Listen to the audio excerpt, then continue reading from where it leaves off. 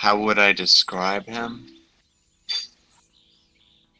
I'd probably describe him as a laid-back and intelligent type of person. Honestly, I would describe him as an interesting friend who I've met him through a special group, which I won't name for the sake of probably both of our safeties, but he's actually a really good friend and always tries to put others into the spotlight if they have like cool animations, cool shaders, cool thingamajigs and so on. That should be selfless. Yeah, that should be it, honestly.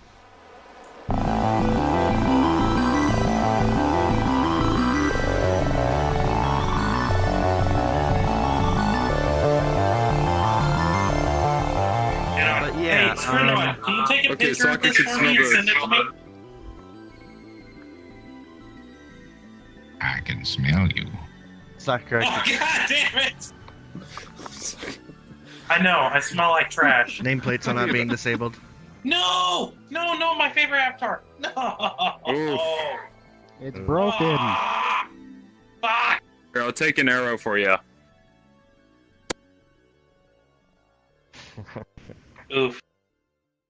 He seems to be quite, what's the term?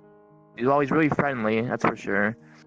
He almost seems professional in some ways, but at the same time, he seems like a normal person you would speak to, just like go up to him and just talk normally. So it's not too stressful, it's more like a laid-back person you can talk to, basically, what I was gonna say. I remembered, not that long ago, actually, I was kind of giving a little bit of help with testing his one map that we were in not that long ago, the Halloween that it was starting, and I kind of helped him a little bit with just some things with, that you need to do to fix something, but that, and I remembered way back with another world he made a long ago, what was it? He made like this, can't quite remember what the world was, but he showed around different maps that he had, and I remember just walking around with him while he's showing them all off, and it was quite interesting. And it from scratch. Wow. Yes. Obviously not supposed to. Isn't this one adorable? So bad. Here, I made the spot all nice and warm for you. Just gotta rub my scent on it. Horrible. Have you seen yourself crouched in the mirror yet? Right? I gotta tickle your ankles. Over here. Here. Click on this mirror button over here and look at yourself when you're crouched. Like, uncrouch and recrouch.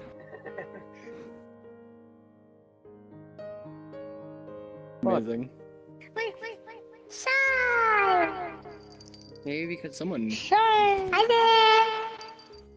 How are you? Oh my god. Aw. Oh, it's a little tiny chibi thing. Well, yeah. Let's hug tiny. We have all sworn to shy. Dramatic head patting noises.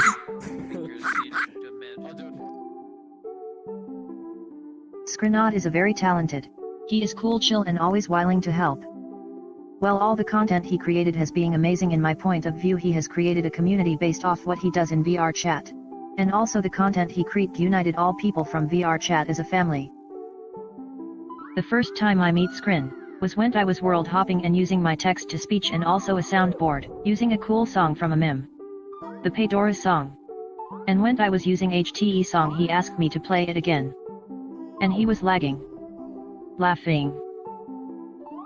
And he said in me that I was cool and funny. That I was a cool mimer. With all the soundboard effect. Also he is so great that hell helped me a lot on Twitch. He helped me getting me to 100 viewers in one day, from the 45 I had. And I'm so grateful to have a great friend that is willing to help me. And I always going to thank him from the heart. Well, he's very kind and polite, and I've never seen him angry, mad, or sad. Yeah, I've never seen him angry or mad or confrontational. He's very easy to get along with. That's one thing that I really like about him. He was one of my first friends in VRChat. I met him back in February this year when I first started playing VRChat. He is amazing when it comes to creating creative models and worlds. As you can see here with Temple Rift, he started this from scratch, and I got to see it from the very beginning when he started on it. And he is really amazing at optimizing worlds so that they will run as the best they can on even lower end computer systems. He's a really good friend when it comes to looking for advice or help on that kind of thing. Oh yeah. At the Valentine's Day, at the Spooky Mob Valentine's Day ball, that was when I first started getting to know him, and he was one of the first members to welcome me in Spooky Mob with open arms. Yeah, that was a pretty fun ball. A lot of interesting things happened. Like, I somehow got stuck up near the ceiling, and Scrinoid helped me get down. Don't know what the heck happened, but yeah, one moment I was on the ballroom floor. Next moment, I was right up, almost in the ceiling. Yeah, beware the soldiers.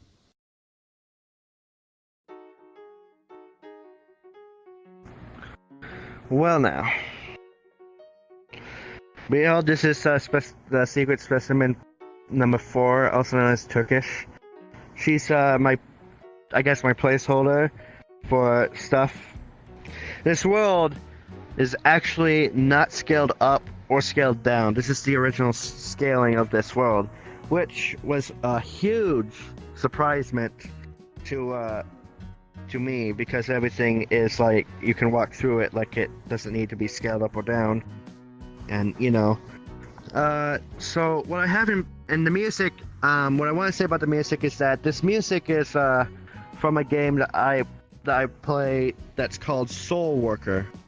It's the Ned Company music, and I thought that it would fit this world because it feels like it would. So yeah, this is a work in progress world of people would talk. I did have to remove every single chair in the row, because these chairs are actually very demanding. Not because of like polygons, but because of how many materials there are.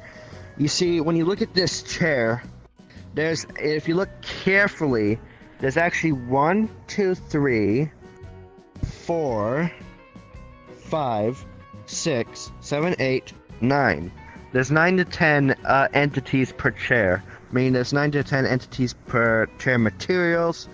And if you looked at the image of this world, which I will drop a portal so then you can see the image for this world.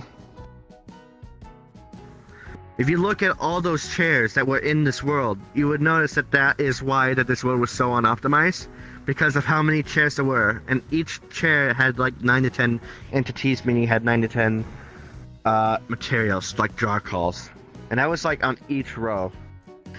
So this room will function mainly for like RP purposes, because I mean, you can go between all these things and like talk and stuff, but once this is more fleshed out, which will be I'll probably work on this world after I get my horror map done, because when this room is done, like, you can obviously tell that it's not finished because of like these things right up here and stuff. So, but once it is done, it'll be worth the wait, and people who do RP will have like a huge good time with this one.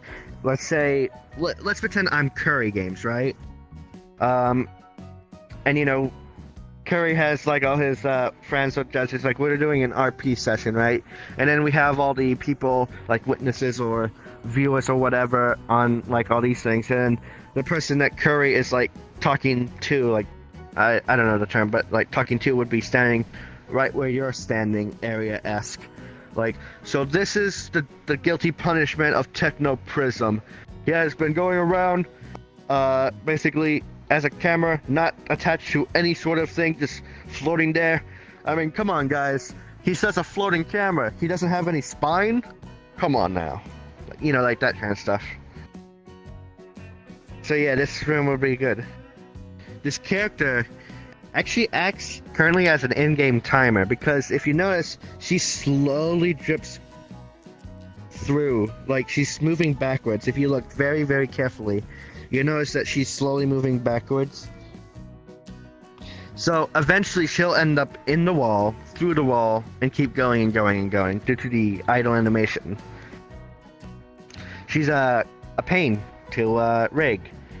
Thankfully, Violet Queen, which is the person who has done these things, which I am not showing off my world, I'm showing off their world, and they actually give out the info of like at the spawn point, and they're like, I think it's at 13 years old, and it's very impressive of like the rigging and stuff that they've done, which I am very impressed of. Violet Queen's avatar gallery. Let's head on in and I'll showcase some of their avatars, because it's pretty impressive.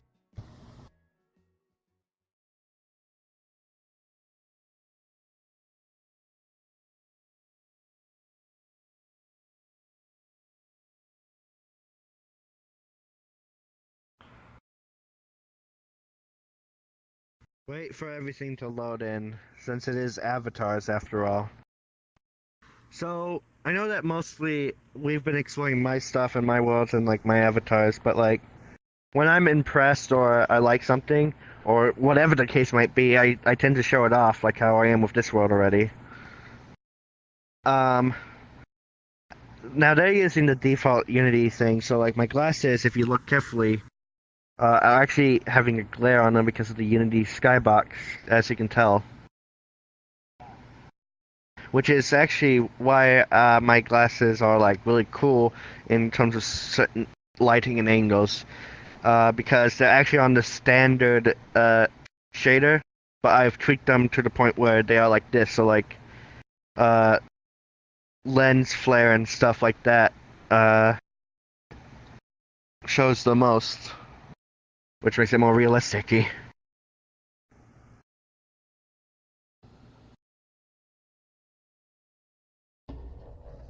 This is from Spooky's House of Jump Scares, or Spooky's Jump Scare Mansion, which is free.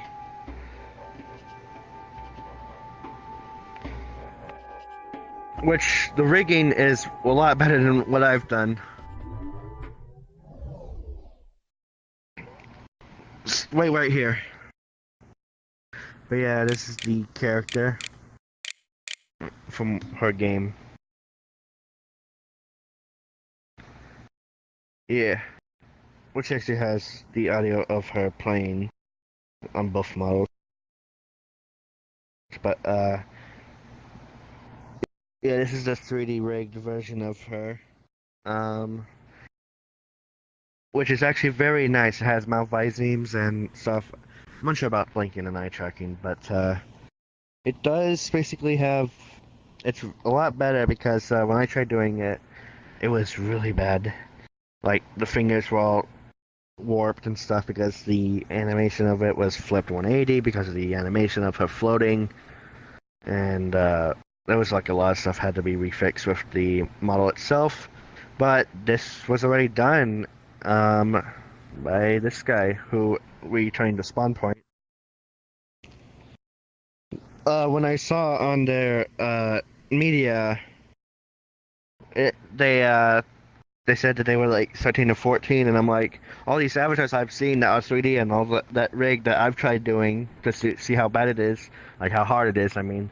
I'm actually very impressed on this person, for like what they have accomplished, so like, you know, someone young being able to do proper rigging and even visemes and stuff on stuff that looked challenging on my experience is, very nice, in fact.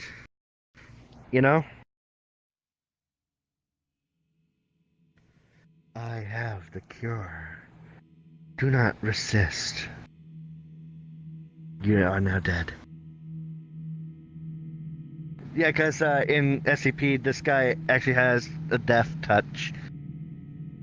How about this thing. Possessed mask.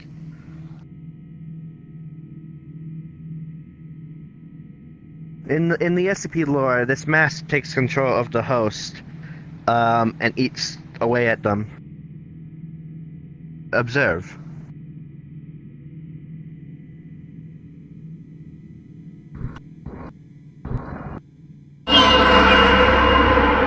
Wow.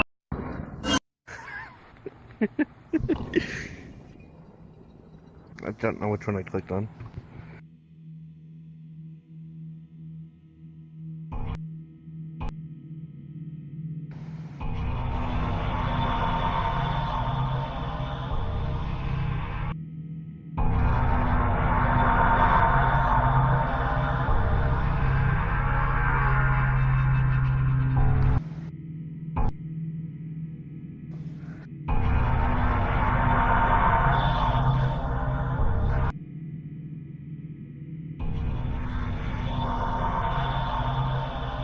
I could have fun with this one. That's not... A trumpet in my face is not scary. Bruno, look around. Yeah. I am a good distraction. I don't... Stop. I don't want doots. I don't... This is scary, right?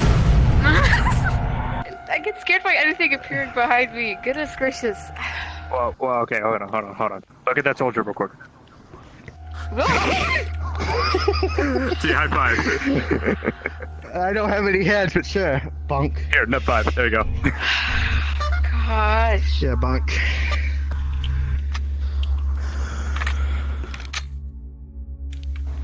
Hey, what's up, man? How you doing? How does that not scare you? Oh my goodness.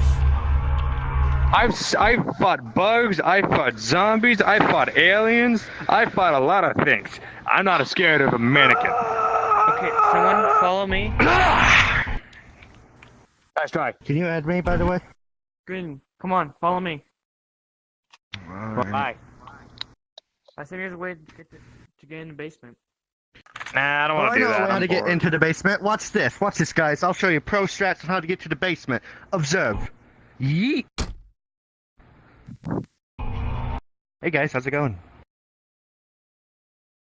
So, first things first, what brought you to VRChat? The thing that brought me into VRChat itself was when I was browsing through stuff after I completed a different game, and I was just bored, and usually boredom leads to lots of good things. So I was scouring YouTube, and I saw PewDiePie uploaded a video that was uploaded about 2 to 3 minutes ago, according to the video title. I saw it, and I saw that there were these avatars you could create. Like, I saw Roxas from Kingdom Hearts and all sorts of stuff. And I was like, hey, I want to make something. So I downloaded and installed the game practically 1 minute into the video, so, you know, there was that whole thing. When I got onto it, you know, I was very, very quiet because I didn't really have much of social interaction before VRChat. So what had happened was I was just observing, like just idly standing by, just watching things go on, like, you know, normal. And then I eventually got into the whole Unity and Blender and started making maps and worlds and avatars. In the terms of like watching how the public as a general topic throughout the entire year, of course when it comes to memes and stuff, they are more childish than they are mature, but you still have a balance between the two. It just, you see more on the rocky end of the randomness nowadays, but it is slowly going to like mature / that with a balance of a steady flow. So if I were to sum it up, it would basically be beginning, mature, and silly. In between, silly, random, and chaotic. Now, recovery of the childish becoming mature. The way how VRChat has improved me as a person and stuff is that a little short story is before VRChat, all my social interactions and stuff was very, very, very minor in school, and not a lot of things really happen in the terms of the social interaction, because I was in an IEP, so I wasn't with a lot of the other people, and I was mostly quiet because I didn't know how to talk to people and all that kind of stuff. So I had the very, very basic of social interaction. But when I got onto VRChat, not only did it help me with my Blender and stuff, it also helped me in my social aspect. That made me more extroverted than I was introverted, and and like just hanging out with people, having a good time, and all this stuff that I did not have basically at all during my entire life until I got on to VRChat.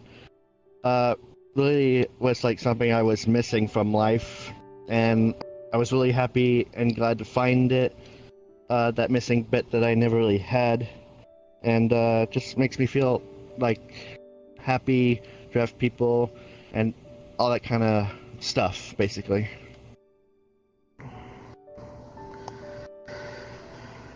The inspiration and the purpose and the desire for me wanting to make so many worlds and stuff is a lot of different individual reasons. I can list off of a few minor ones. Basically, I make worlds so then people that do recording or streaming or even roleplay have an environment to do that stuff at, to give them more of a variety, as well as a place to do the stuff that they need for that scene or whatever. In other terms of the other related stuff I make worlds is because I want more variety in VRChat, in the terms of like, oh man, there are so much worlds we can go to. This is very, very good. Like, I didn't know that this was here. This looks cool. I want to hang out here. That kind of stuff. And just to have more social-esque environments and just nostalgia and all that kind of stuff, basically. In terms of the maps, like this one, Temporal Rift, the inspiration comes from a different game called Unigiri. It's where I got the inspiration to make it, because it was like a hub-esque world. So I wanted to make my own interpretation of it. It was the first world I worked on, and I'm still working on it. It's a continuation project. You can go here at any time, and it's really nice. It's got a lot of portals and all that kind of stuff. And, whatever pops into my mind of what I want into the map, or any map really, I sort of see if I can somehow tamper to get what I want, so it comes out to what I had envisioned. And in terms of my avatars, it can vary between things. Like the avatar I'm currently in right now is supposed to be an original-esque avatar using the Nanachi base. I'm putting in some armor from other things to make as close as I can to a specific thing I want in time, so then it looks unique and unique-esque. And like my normal avatar, which has the wings and stuff, I wanted that to be something of my inspiration with some Japanese culture and yokai and all that kind of stuff. So I took the Tengu yokai's outfit as inspiration for my normal avatar's outfit, including the wings. Then I just basically took things that I felt like I liked and all that kind of stuff onto the avatar. And that's basically how things work out when it comes to originality and all that kind of stuff.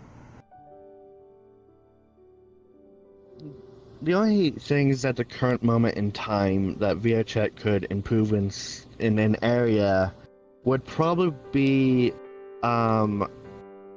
changing certain minor things that don't really are widely known, but because I've been here for a long time and I make stuff, I tend to notice a lot of minuscule things. So the things I would say would be among the lines of like the player cap to to the overall more tweaking of customizing your own settings to make it more relaxable / personal of how you want the game to feel and look like, and that kind of stuff basically.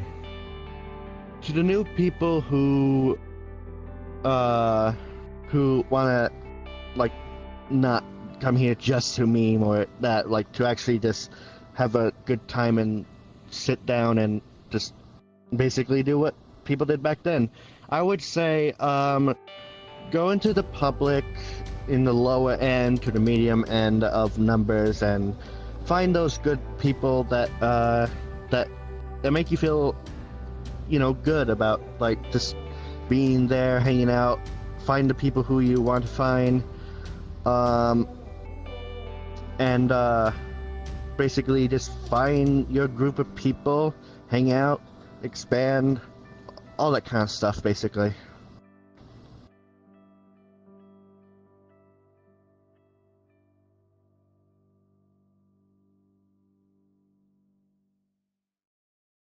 Oh, okay, I guess that was it. Just ends with me getting an arrow. Again.